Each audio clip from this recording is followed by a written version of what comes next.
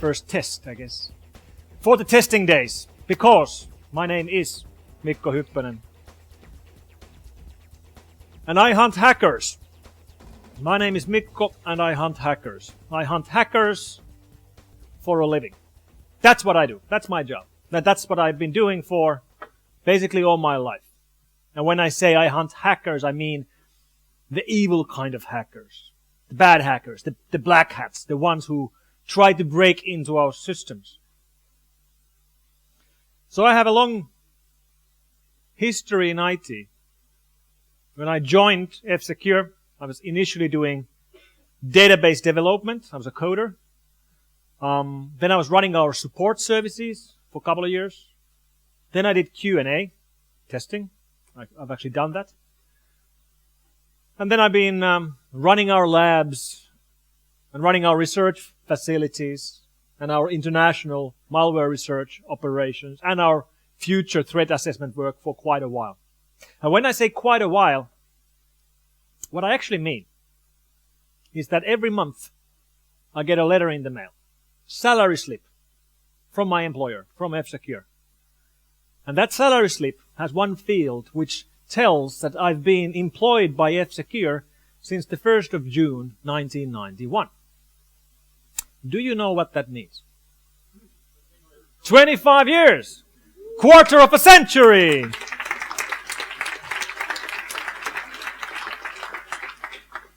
There are people in the audience who were not alive when I joined this company. Which really means that I am a dinosaur. I am a dinosaur. But during these years, 25 years working for the same company, 25 years going to a startup. I was employee number 6 when I joined F-Secure. Now we have 1,200 people in 28 countries. I've seen the company change. I've seen the whole security industry change. I've seen the attackers change from teenage boys to organized crime. And of course, I've seen massive technical shifts in the problems that we're trying to fight. And when I say technical shifts, I mean that, malware that I used to analyze used to look like this, right? The younger people in the audience have no fucking clue what this is. USB sticks used to look like this, right? It's an old school USB thumb drive. This one is a 1 to 2 megabyte. It's high density, so it's 1 to 2 megabyte. And it's actually infected with the Campana.b virus, which is a variant of the Stone boot sector virus. And when I've been looking at these old viruses and looking at the history of computer security problems and computer privacy problems, I've realized that, we keep running into the same problems over and over again. Regression, right? We fix a problem and then it comes back to bite us. All the old problems are coming back. I could give you many examples, but I'll just show you one. The virus on that floppy was Campana. There's another virus I want to talk about. It's called the AIDS Information Trojan, but it was also spreading on floppy disks. And this virus is from 1989. All right? 1989. Not 99. 1989. All right? Almost 30 years ago. That's what it looked like. And it was actually a Trojan which claimed to be a medical application. It claimed to be an application you would install on your PC and then it would rank your risk of getting infected by HIV. So it actually, tried to do a useful purpose.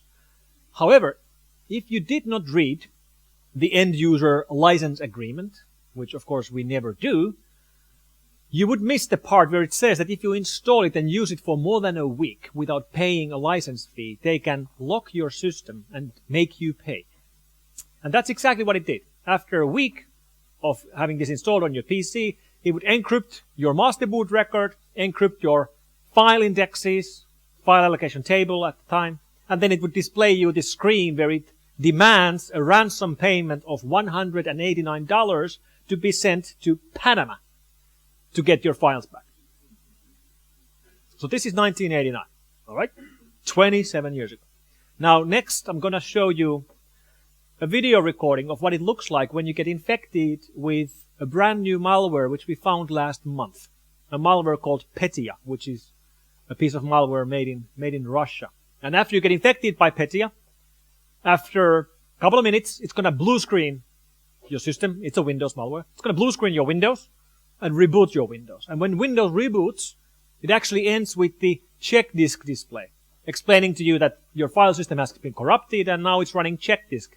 Please wait. Warning, do not turn off your PC while we fix your files. And it's not actually fixing your files. It's actually overwriting your MBR, master boot record, and overwriting your file indexes. And then it shows you a screen demanding a payment in Bitcoin in order for you to get your files back. So let's compare. IDS Information Trojan 1989, Petya from last month. There's 27 years between these two pieces of malware. 27 years. Everything old is new again. Another example on how old bugs or vulnerabilities come back to bite us. How regression is a real problem. Some of you might remember a problem we had in the middle of 1990s. Macroviruses. Viruses spreading in Word and Excel and PowerPoint macros. And as you were exchanging your own documents with other people, you were spreading an infection. Famous macroviruses include I Love You, aka the love letter worm, and Melissa, which both went around the world in 1995.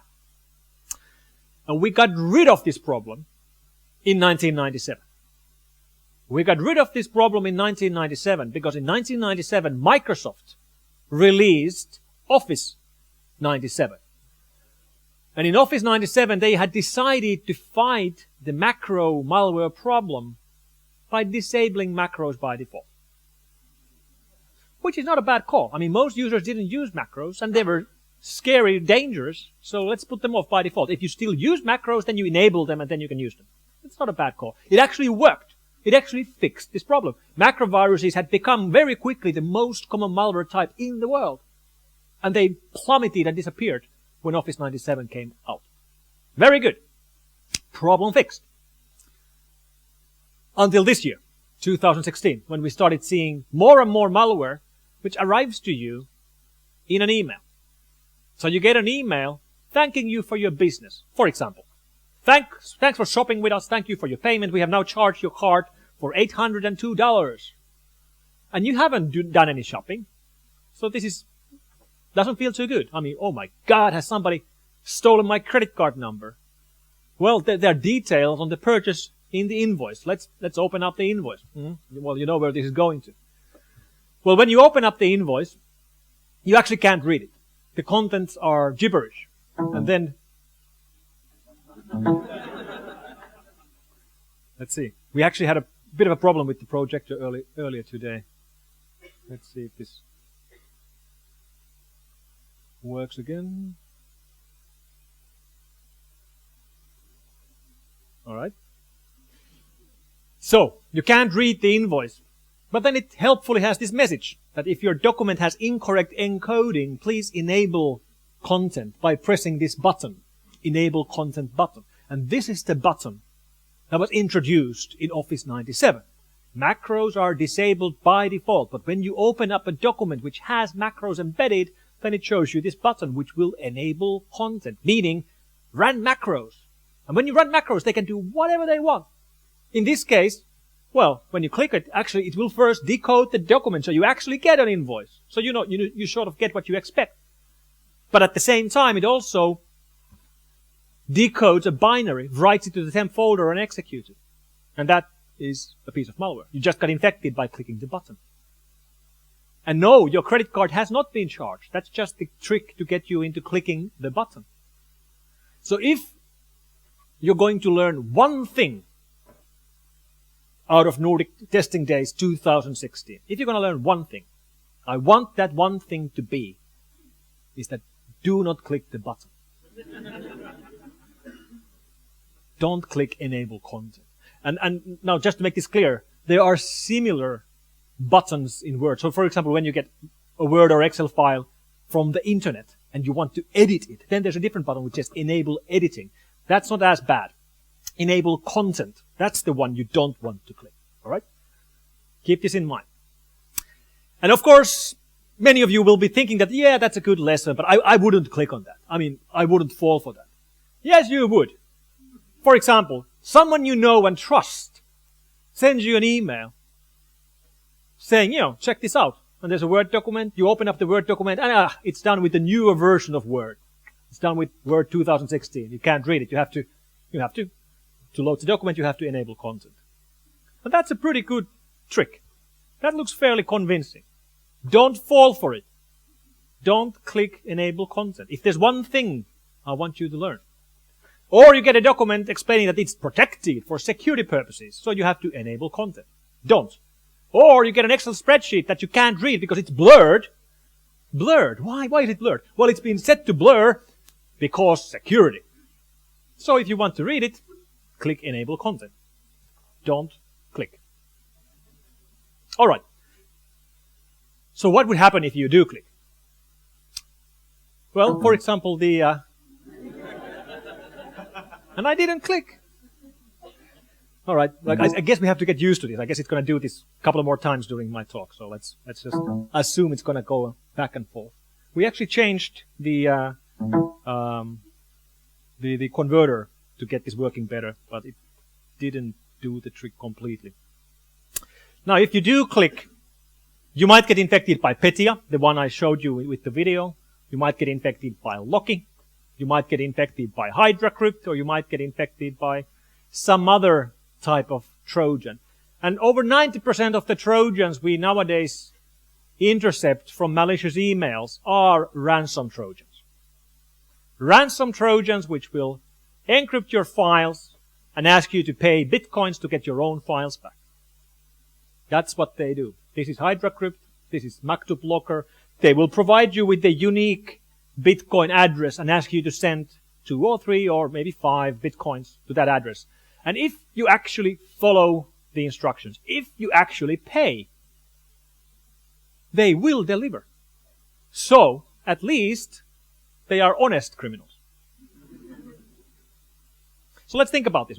Why do they deliver? Why don't they just take your Bitcoins and run? Well, they know that there will be future victims in the future. And you can imagine yourself as the victim. Imagine you see this on your screen. The first thing you will do is that you will go to some other system, which is not infected, and you will Google for Maktub Locker help, desperately trying to figure out a way to get your files back. And then you will find in the search results earlier victims, like victims from last week, who will tell their story about how they got hit by a ransom Trojan. It was on their work laptop. It encrypted not just the laptop, but all the network shares they can access in their company. The boss is now really angry. And they have no good backups. They might have backups of the network shares, but they're from 2 weeks ago. And this is really bad. So then they paid. And they immediately got service. They got a file, a program, which decrypted everything. Worked really well. And they had some problem with some files, so they asked for help, and they actually assisted. And, nice guys. Would recommend. So these ransom Trojan gangs need a good reputation if they want future victims to pay as well. And there's more than 40 ransom Trojan gangs that we track. So these are different gangs competing of the same customers, or of the same victims in this case. And they really are competing with each other. They're thinking about, their return on investment. Like, how to get more money out of these infected victims. For example, they might have dynamic pricing. So if they infect your system and it's one standalone computer, it's probably going to be a home computer. So they'll ask you for 2 Bitcoins, which is going to be 1,000 euros. But if there's like 27 file shares, well, that's an enterprise, right? We can ask for 20,000 euros or 50,000 euros. So they do things like this. Another good example on how competition affects this business, the online crime business, is that some of these gangs, most of which are from Russia, but not all. Some are from Ukraine. Some of them have actually gone to new platforms. So last month we found this. This is Keranger, which is the first ransom Trojan for OS X, targeting Macs. So why are these guys building support for Mac? Mac market share of personal computers is only 7%. Why are they going after that small segment? Well, because there is no competition. There's 40 competing gangs on Windows. Here, they have a virgin territory. Another interesting thing about Keranger is that when it infects your OS X system, it scans the local network, trying to find time machine servers. And if it finds time machine servers, which are backup servers for Mac users, It tries to encrypt the backups. And we have a term for this movement. We call this a dick move. Encrypting your backups is a dick move. Because when your backups are gone, then you pretty much have to pay. But if you pay, well, you will get your files back. Now, I'm not recommending anybody to give any money to these clowns. But I'm just saying that it works, because it's part of their business model to actually deliver. And when I say that they actually will provide support, I'm not joking. These guys actually run ticketing systems. Here, that's a ticketing system of the Keranger Trojan. You can actually leave support tickets, and they will answer to you. I'm not shitting you. This is real. All right. Some of these ticketing systems, because most of these gangs run ticketing systems, some of these, almost all of them run in the Tor hidden service. So it's hard to figure out who runs them. And many of them have been implemented with PHP. And you know what that means? It means it's really easy to get into the backside of those systems and see, for example, all the tickets. And we've done that to some of those systems. Now, don't get me wrong, PHP, I don't really like PHP, which you might maybe read between the lines. It's not a very good language, and not very secure language. But in this case, it's actually beneficial to us because then we get to see what kind of tickets real victims are leaving to these online criminals. So here's an example. This is a real ticket left last year to one of the ransom Trojan gangs. Let me read it. I don't have $500. I have a small cleaning service. We are maids. We clean houses. I cannot come up with this money. Now what can I do? That's a desperate plea for help from a victim who can't pay the ransom, yet her files are gone. So what are the criminals answering? Hello, your new price is $150. Nice guys, right? It's kind of hard to be angry at them when they're so nice to these maids. Now, the megatrend that made all these ransom Trojan problems possible, the megatrend behind them is Bitcoin. Bitcoin isn't bad. Bitcoin isn't good. Bitcoin is a tool. Just like cash, real world cash, like euro notes, aren't good or aren't bad. It's a tool. We all use cash. But especially criminals like cash. For example, most of the real world drug trade is done in cash. It's kind of hard to go and buy cocaine with a credit card, or so I've been told. Exactly in the same way in the online world, the preferred way of moving money is Bitcoin because it's anonymous.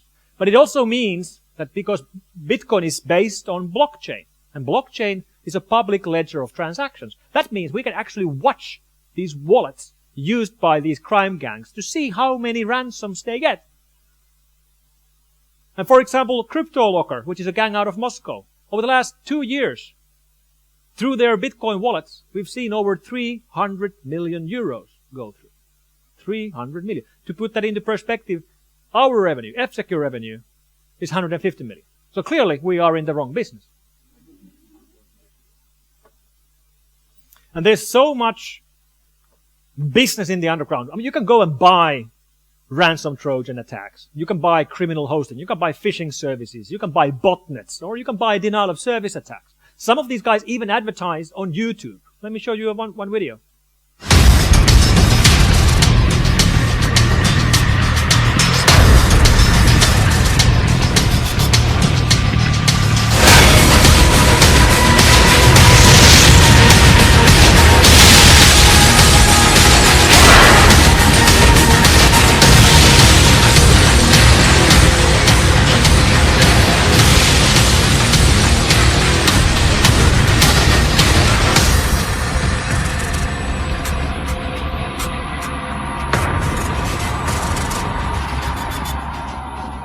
Now, this is not an endorsement. I'm not recommending you to go and buy any attacks from ipstresstest.com. That's how they advertise. I hope you noticed that they had epic DDoS interface for launching attacks. It's a nice detail. So many of these guys operate very openly. Open in the sense that they advertise openly, but of course try to stay undetected. And many of these attacks affect us either directly or indirectly. For example, I guess most of us have an account on LinkedIn. And LinkedIn was breached 4 years ago, in 2012. An unknown attacker breached the security of LinkedIn, stole the database of users, including user email addresses and passwords, and they put this for sale last week. So if you had an account on LinkedIn 2 years ago, your password was put on sale last week. So if you have any other accounts with the same email address and the same password anywhere else, they are at risk right now. So you should go and change your LinkedIn password. How do I know this? Well, actually I know this from several different sources, but the way that which is my favorite way of finding out when there's a breach, which has become public, is through a service called Have I Been Pwned, which is run by a friend of mine, Troy Hunt, a guy living in Gold Coast in Australia. So I got this email a couple of days ago. Hi Mikko, your account from 2012 in LinkedIn has been breached. You should go and change your password. And I have this email because I had registered my account with my email addresses on the account. So I recommend this site. Go and register at Troy's service. Leave your email addresses there and then it will email you if your account is ever leaked. HaveIBeenPwned.com. It's a free service. It's a great service. And you can trust this. Breaches they have include 164 million LinkedIn accounts, 152 million accounts stolen from Adobe 5 years ago, and 30 million accounts from Ashley Madison. So if you had an account at Ashley Madison, you would have received an email when they were breached. And many of these password problems come back to bite us because people recycle their passwords on different sites, or people choose poor passwords. People choose poor passwords. Don't take that from me. Take that from the President of the United States. And more companies are moving to new, stronger technologies to authenticate user identities, like biometrics, because it's just too easy for hackers to figure out user names and passwords like password or 1, 2, 3, 4, 5, 7.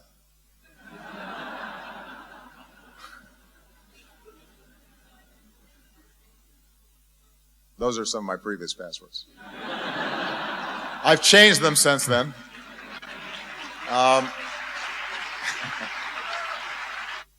Another problem users often have is that they are just being stupid. And what I mean by that is like, people going online and posting pictures of their credit cards on Twitter.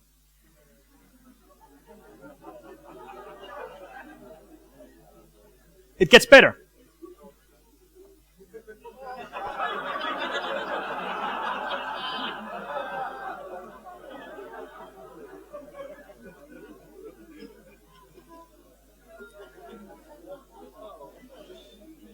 Yeah. I always say that, there is no patch for stupidity. Unfortunately.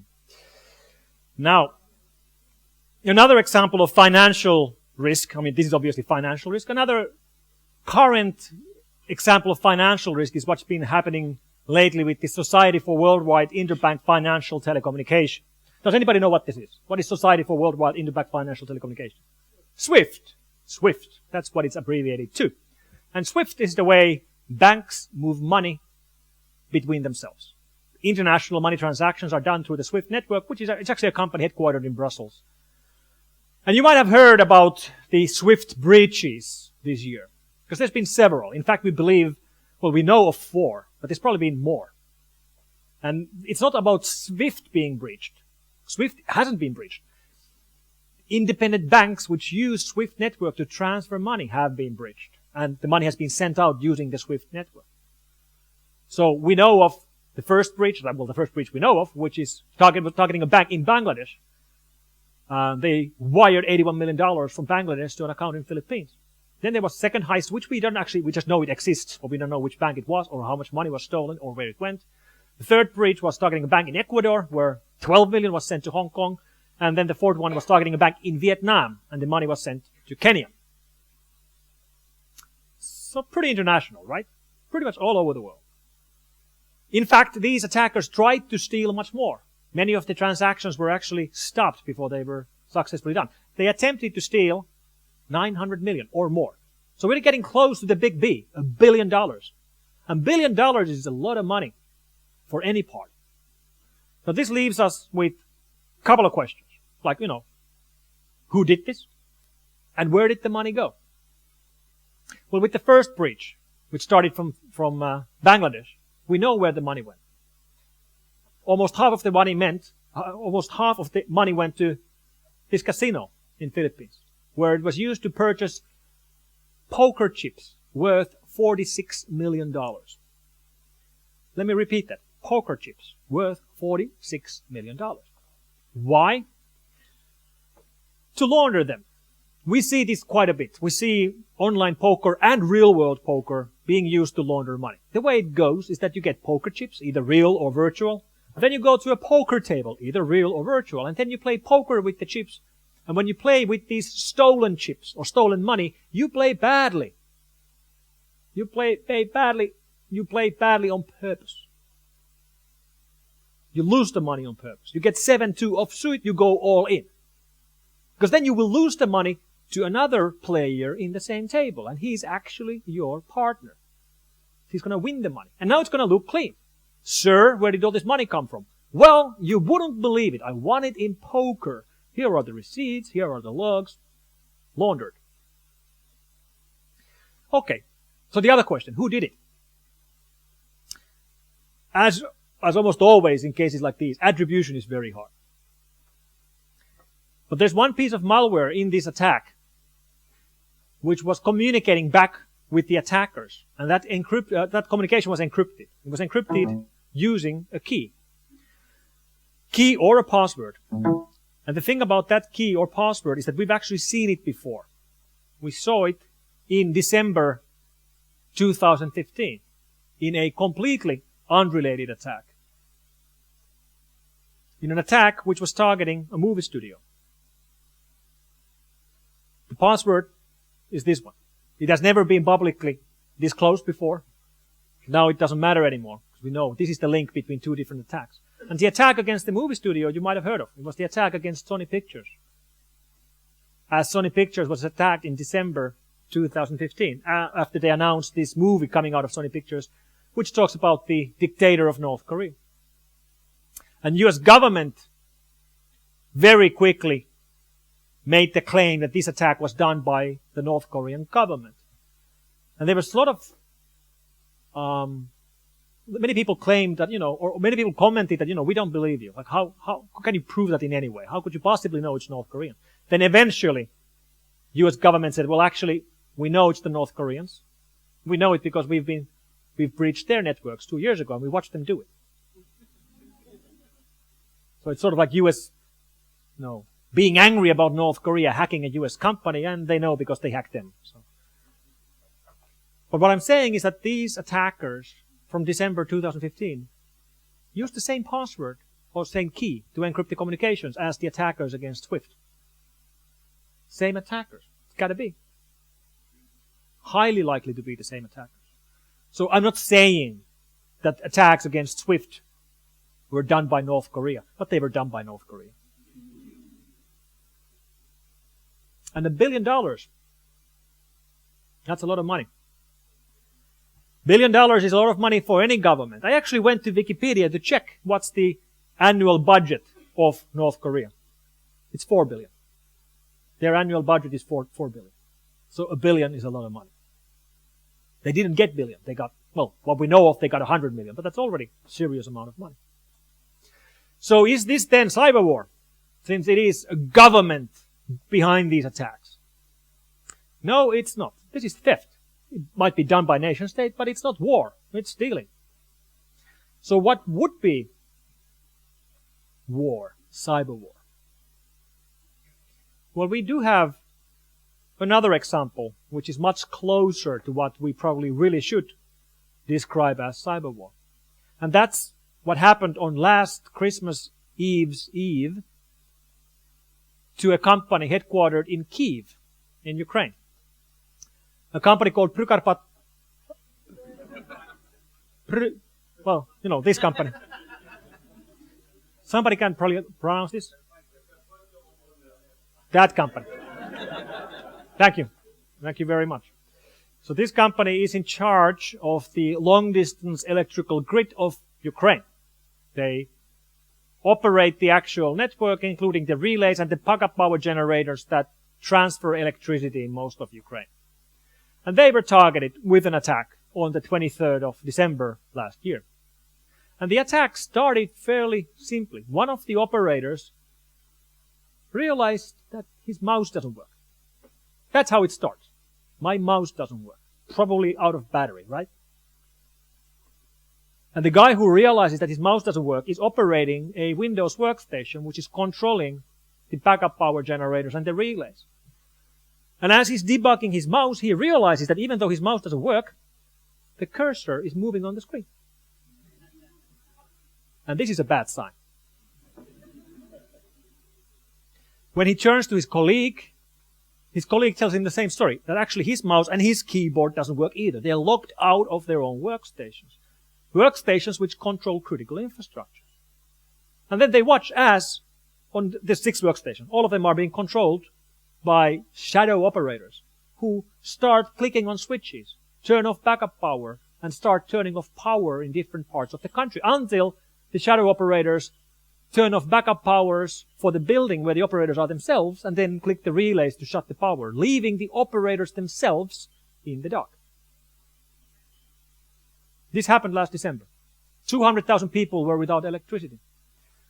When the attack started, exactly at the same time, the phone switches of phone switches of that company started receiving thousands of phone calls, overwhelming their phone switch, which had the side effect that real customers could not report about the extent of the blackout because their phone switch was completely overwhelmed. And all those calls were coming from outside of the country with the foreign area code. They were coming from Russia. They were coming with the Moscow area code. And we have to remember that this is happening between 2 countries which are at war. Of course, the Russians don't call it a war, but when you take a piece of land from another country and join it to your own with force, I don't know what else to call it. So should we call this cyber war? Well, it's getting very close. Maybe we should. We have to remember this is in December. And when power is out in December, bad things can happen. People start getting very cold. The power wasn't out very long, actually. The attackers were fairly destructive in their attack because in addition of turning off the power, they actually overwrote the firmware on the serial to Ethernet converters that were being used to do this remote controlling. They actually turned these controllers into bricks, which means that the power was recovered. It was actually recovered for most of the outage during the same day. But it did mean that the actual engineers had to physically go on location and turn on the relays by hand because the controllers had been turned into bricks by overriding the firmware, which is not a very simple attack to do. The attackers knew what they were doing. And the reason why they knew what they were doing is that they had been monitoring the operators already for several weeks because they had breached the network security already weeks earlier. And they had breached the security by sending one of the operators an email. And that email contained an attachment, which was an Excel spreadsheet, which asked the operator to click the button. If there's one thing I want you to learn during Nordic testing days, don't click the button. Just don't. And I think this case of a critical infrastructure company getting hit with macro malware is a great example on how all companies today are software companies. All companies are software companies. Food processing plants are software companies. Car manufacturers are software companies. All companies are software companies. Why do we have security vulnerabilities in our systems? 2 main reasons. One is the user mistakes. User clicking on enable content. User posting his credit card to the net. Okay, user problems. That's clear. But the other half is vulnerabilities, actual software vulnerabilities. So let's think this through. Why do we have vulnerabilities? Why can't we fix this? What are vulnerabilities? Well, vulnerabilities are bugs. That's what they are. Many of you remember early 1990s when our computers were not online. They were not on the internet. And we had problems with bugs. Like, Word would crash and you would lose your work. And you would have to reboot. But that's it. You would just lose a little bit of data. It wouldn't actually be a security vulnerability because it wasn't online. But today, the very same kind of bugs are actually vulnerabilities because our systems are online and they can be remotely exploited. So from a security point of view, there is no more important work that could be done to secure our systems than what you're doing. Because people will always make mistakes. Coders will always write bugs. They will always do it. So if we want to secure our systems, we have to fix the bugs. We have to find the bugs, we have to fix them. Your work is security work. All companies are software companies. Your work is security work. Thank you for your work. Thank you very much.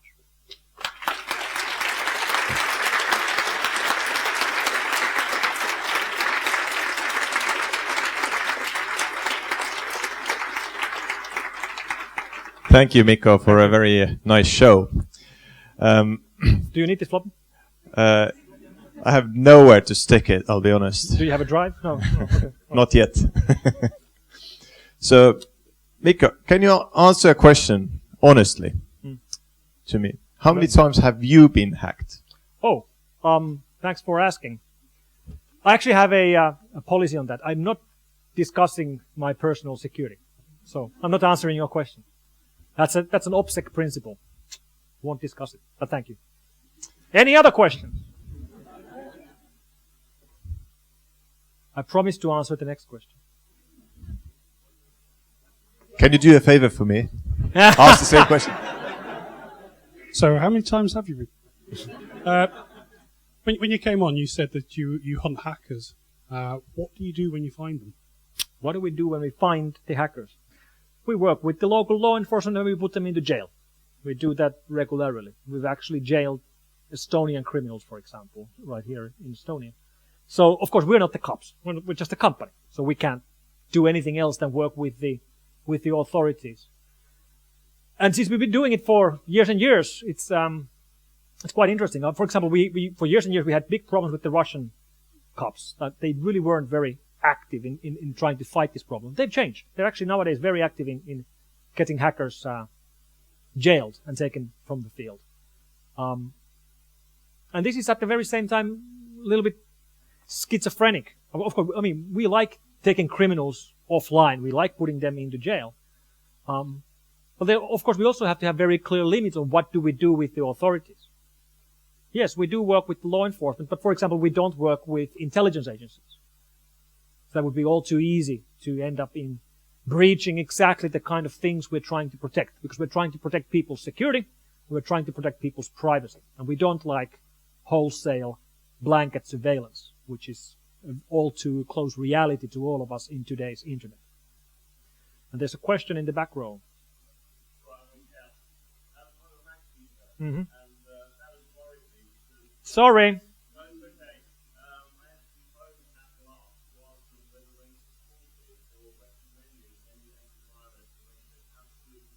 Hmm.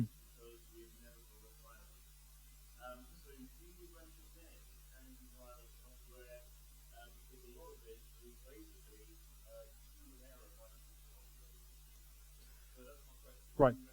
Right. The first thing I recommend is that you call Apple back and you tell them that they're full of shit. The Keranger Trojan was distributed through a software download, a piece of application, which is real application by a real vendor. Their website was hacked. The official master download was replaced with the Trojanized download. And that binary, that Mac OS X binary, was signed with a digital certificate, which was stolen from another vendor. So it looked very real. I mean, it was really hard for end user to realize that this wouldn't be legitimate, because they downloaded from the vendor. It is signed. There's no warnings because it's signed. And it was a piece of malware. Now, of course, OS X has a built-in antivirus, which, so for example, Apple has now updated it to block this. So they have their own antivirus system, which they might have mentioned to you, but they didn't because they like to keep this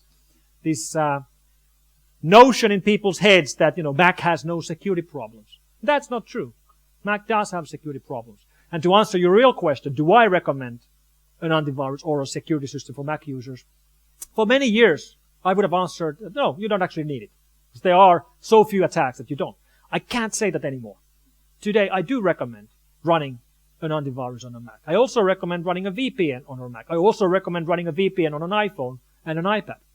It's a little bit different risk that you're blocking with VPNs, but I do recommend running an antivirus as well. Of course, I do work for an antivirus company, so what else do you think I would say? Any other questions? You choose.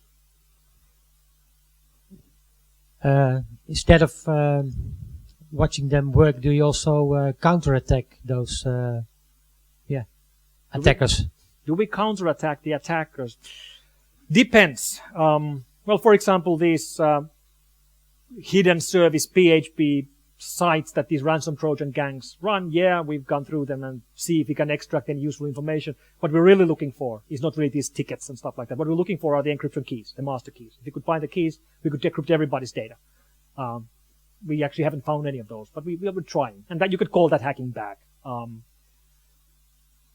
But we don't really... We cross the line very carefully, basically because we don't like going to jail. We don't want to go to jail. So we don't want to do stuff that's illegal, regardless even if the targets are criminals themselves. There is another line of business that we're in. We're also in penetration testing, pen testing. And whenever you hear the word pen testing, it doesn't mean testing pens, because these are easy to test. It's penetration testing. So you can actually hire us to break into your network. And then we will break into your network. It's actually a little bit depressing, but our success rate so far in breaking into client networks when they ask us to break into their networks is 100%. We've broken into every single one of them. We also do physical pen tests, so you can ask us to break into your offices, and then we will break into your offices. But whenever our guys do that, I actually don't do it myself, because for reasons. But when our guys do physical pen tests, they always have a basically get out of jail card in their pocket, signed by the CEO of the company. And, actually, it's okay. But that's my answer. Do we still have time for questions? We make time. What is your reaction when the most probable authors of the malware that is discovered is probably an, let's say, intelligence agency from friendly country? Let's say it's Stuxnet's example. Then we call them, we label them, and we tell the world. We try to be open about these things. And we've done this several times. We're not limited by the kind of restrictions that officials and government employees are, who cannot really, even though they are very, very confident about who's behind some particular attack, they can't actually tell that because they don't have the evidence. And we've done the call many, many times. For example, with Stuxnet, we called it out that this is the United States, most likely together with the Israeli Army Unit 8200 together behind this attack. To prove that is actually very difficult.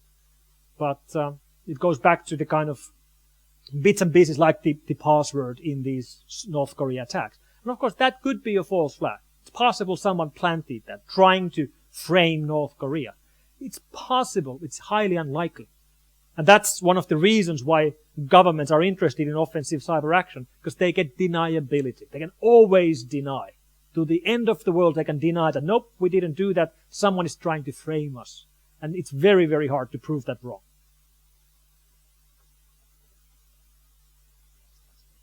Hi. What's your biggest piece of advice for software development teams and testers in particular to try and incorporate security into their day-to-day work? Because we generally work with organizations like yours to solve these problems, but maybe they want to do some of this themselves and then come and get you to do the really gnarly stuff and earn your money, and then we can fix the simple stuff. So what do you think we can do? There are no easy solutions. This is an education issue and a training issue. What you need to do this right is solid security engineering. which means training your coders, training your employees, training your Q&A people to have the knowledge on how to do this right. So there's no shortcuts. It's just hard work. That's the practical answer. Then I have another answer, which is like, long-term answer. Let's put it like a science fiction answer. All right? If you continue the logic of thought we had already about like, why do we have vulnerabilities? We have vulnerabilities because we have bugs. Why do we have bugs? Because coders make mistakes. Why do coders make mistakes? Because they are human beings, and human beings make mistakes, which makes the long-term answer or long-term solution obvious. We have to get rid of people, right? Now, let's think this through. Long-term science fiction. All right, how do we get rid of the people? How do we get rid of the coders? How do we get rid of the developers?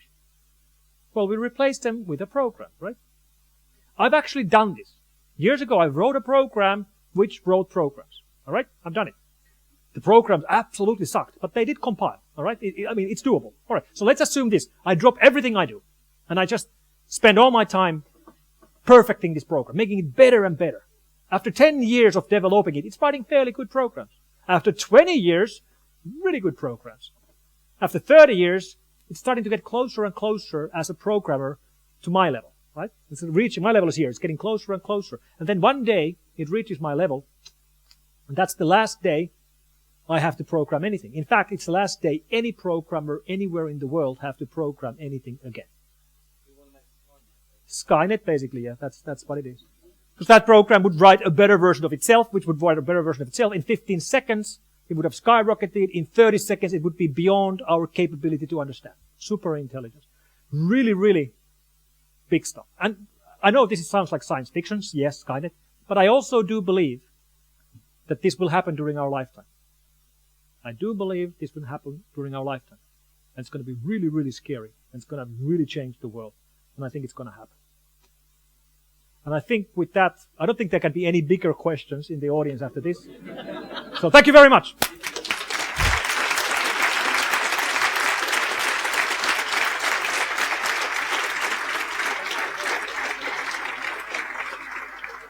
So thank you, Mikko, for telling us that the end is near. Oh, thank you very much. I hope it's booze.